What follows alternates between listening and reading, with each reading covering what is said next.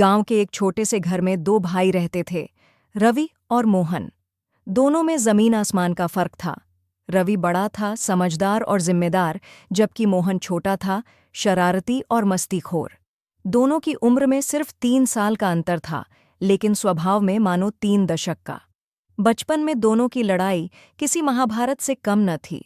सुबह उठते ही शुरू हो जाती, कभी दूध के गिलास के लिए, कभी पतंग के लिए, तो कभी बस यूं ही, बिना किसी वजह के। माँ कहती, तुम दोनों पिछले जन्म के दुश्मन हो क्या? और वे हंस देते। मोहन को मिठाइयों का बहुत शौक था। हलवाई की दुकान के पास से गुजरते ही उसकी आंखें चमक उठतीं। एक दिन वह बिना पैसे लिए ही जलेबी उठा लाया। जब हलवाई ने पकड़ा तो तपाक से बोला, उधार लिख लो, भैया कल पैसे दे देंगे। और बेचारा रवि अगले दिन अपना पॉकेट मनी देकर उसका उधार चुकाता। समय बीतता गया।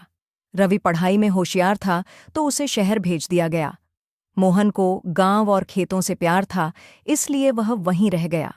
दोनों की दूरियां बढ़ गईं, लेकिन प्यार कभी कम नहीं हुआ। जब भी रवि छुट्टियों में गांव आता, मोहन सबसे पहले भागकर उसे गले लगाता और फिर चिढ़ाता, अब तो साहब बन गए भैया। कुछ सालों बाद पिता की अचानक तबीयत बिगड़ गई और वे चल बसे। घर की सारी जिम्मेदारी रवि पर आ गई। उसने शहर में एक अच्छी नौकरी पा ली और मोहन को भी अपने साथ ले जाना चाहा, पर मोहन ने साफ इनकार कर दिया। मुझे अपने खेत, अपने बैल, अपने गांव से प्यार है, मैं यहीं ठीक हूं, उसने कहा। रवि परेशान था। वह चाहता था कि मोहन भी पढ़े, आगे बढ़े, लेकिन मोहन की दुनिया अलग थी। वह कहता, भैया तुम अपने सपनों के पीछे भागो और मुझे मेरे खेतों के साथ रहने दो।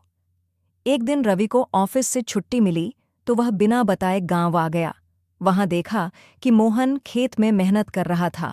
उसने मजाक में कहा, अरे किसान बाबू, तुम भी कुछ कमाओगे या बस मिट्टी से खेलते रहोगे?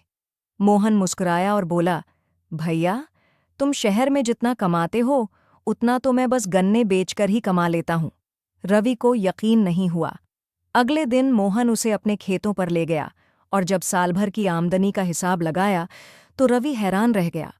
मोहन ने न सिर्फ परिवार की जमीन बचाई थी, बल्कि उसे और उपजाऊ भी बना दिया था। रवि की आंखों में गर्व के आंसू थे। उसने मोहन को गले लगाया और कहा, तू सही था रे, असली दौलत तो अपने गांव में ही है। भले ही दोनों भाई अलग अलग रास्तों पर थे, लेकिन उनका प्यार हमेशा एक दूसरे के साथ था। गांव का हर बच्चा उनकी कहानी सुनता और सीखता कि रिश्ते खून से नहीं, बल्कि प्यार और भरोसे से मजबूत होते हैं।